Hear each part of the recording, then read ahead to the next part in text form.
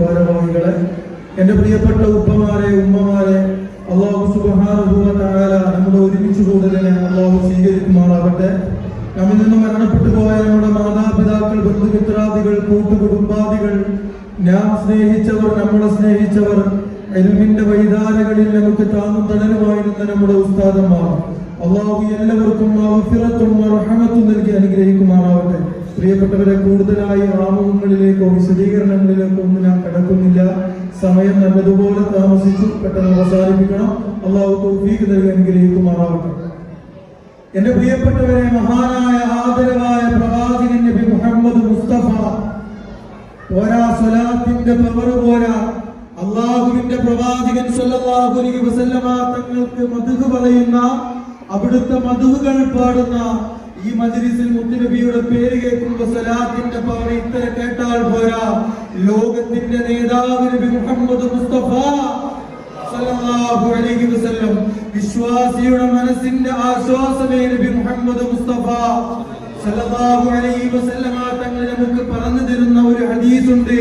എന്റെ പ്രിയപ്പെട്ടവരെ, അള്ളാഹുവിന്റെ പ്രവാചകൻ സല്ലല്ലാഹു അലൈഹി വസല്ലമ തങ്ങളും സ്വഹാബത്തും ഇതാ ഇങ്ങനെ ഒരുമിച്ച് കൂടിക്കൊണ്ടിരിക്കുന്ന സമയത്ത് ഒരു ഭയാനകരമായ ശബ്ദം കേൾക്കുകയാണ്.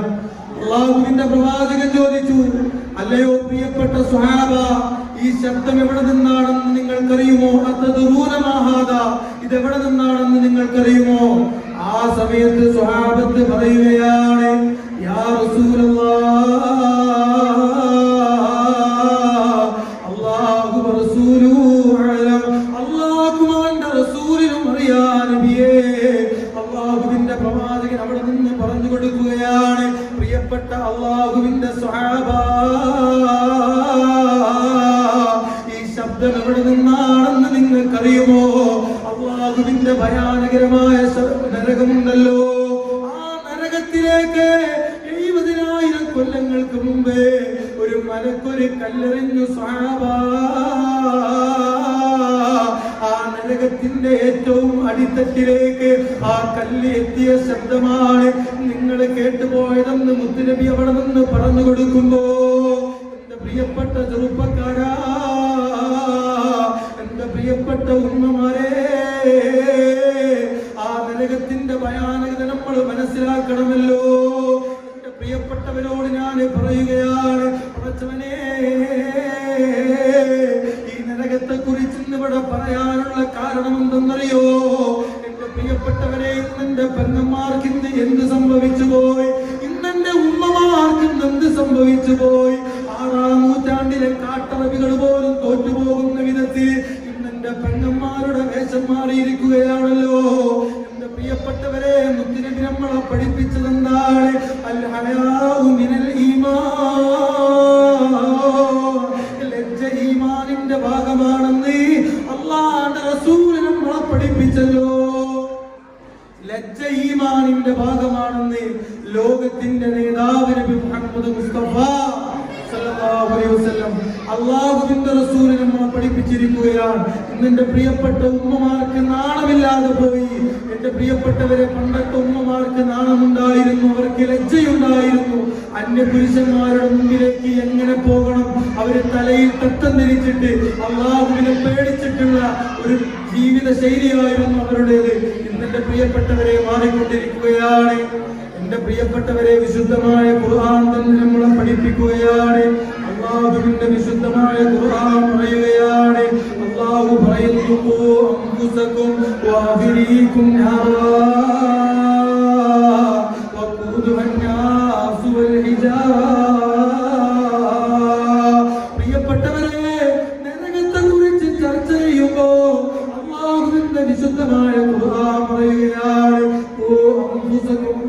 പറയുകയാ, നിങ്ങൾ നിങ്ങളുടെ ശരീരത്തെ സൂക്ഷിക്കണേ.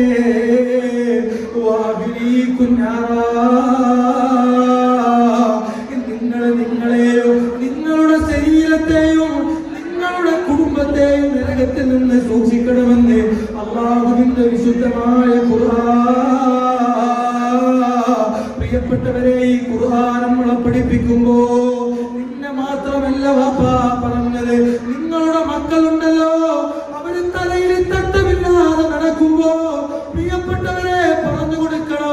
എന്റെ പ്രിയപ്പെട്ടവരെ ഇങ്ങനെ ചെയ്യാൻ പാടുള്ളതല്ല.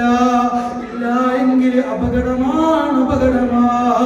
അല്ലാഹു നമ്മുടെ മക്കളെ കാത്തുരക്ഷിക്കട്ടെ. എല്ലാവരുടെ സങ്കടം തോന്നി പ്രിയപ്പെട്ടവരെ. അതാ നമ്മുടെ പടച്ചവരെ പരിപാടി ഇവിടെ നടന്ന സമയത്ത് അല്ലാഹുവേ നമ്മളെ മുതിർന്ന മക്കള് തലയിൽ തട്ടമില്ലാതെ ഒരു ലജ്ജയില്ലാതെ പടച്ചവരെ നടന്നു പോകുന്ന പല രംഗങ്ങൾ കണ്ടപ്പോ, ഈ മദ്രസയിൽ പഠിക്കുന്ന വിദ്യാർത്ഥികളെ പല സ്ഥലങ്ങളിൽ വെച്ച് തലയിൽ തട്ടമില്ലാതെ കണ്ടപ്പോ എന്റെ പ്രിയപ്പെട്ടവരെ സങ്കടം തോന്നി. അല്ലാഹുവിന്റെ ഖുർആൻ പറയുകയാണ്, ഉമ്മമാരെ ഗൗരവത്തോടെ ശ്രദ്ധിക്കണേ, നിങ്ങൾ നിങ്ങളുടെ ശരീരത്തെ സൂക്ഷിക്കണേ.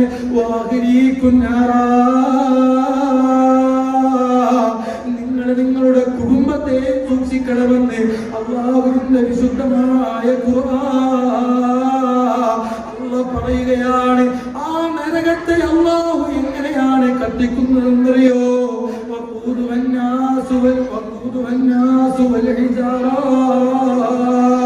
അല്ലാഹു കല്ലുകളെ കൊണ്ടും അല്ലാഹു മനുഷ്യന്മാരെ കൊണ്ടുമാണ് ആ നരകത്തെ കത്തിക്കുന്നതെന്ന് അല്ലാഹുവിന്റെ വിശുദ്ധമായ ഖുർആൻ. അതുകൊണ്ട് എന്റെ പ്രിയപ്പെട്ടവരെ ഞാൻ ഉണർത്തുകയാണ്. അതുകൊണ്ട് ലജ്ജ നിങ്ങൾക്ക് വേണം. പൊതു സമ്മേളനത്തിന് പൊതുപരിപാടികളിലേക്ക് നിങ്ങൾ ഇറങ്ങുമ്പോ നിങ്ങളുടെ തലയിൽ തട്ടം ധരിക്കണേ. അല്ലാഹു നമുക്ക് തൗഫീഖ് നൽകുമാറാകട്ടെ.